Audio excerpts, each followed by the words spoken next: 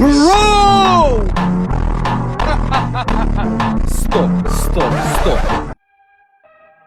Instagram va hayot. Mani o'zi xarakterim juda ham og'ir bosiq. Hayotda juda ham og'ir bosiqman.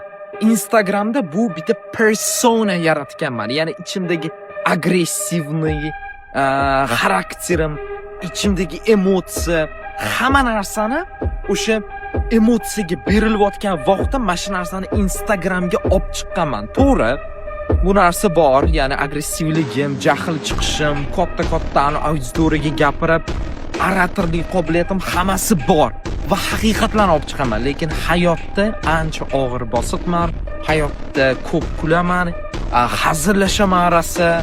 Ko'pchilik nimaga jahlingiz chiqaveradi? Yo. Hayotda umuman unaqa emasman, ishonaveringlar. Siz bilan 5 daqiqa o'tirib gaplashaman, o'zi tushunib olasiz qanaqaligimni. Umuman boshqa dunyo.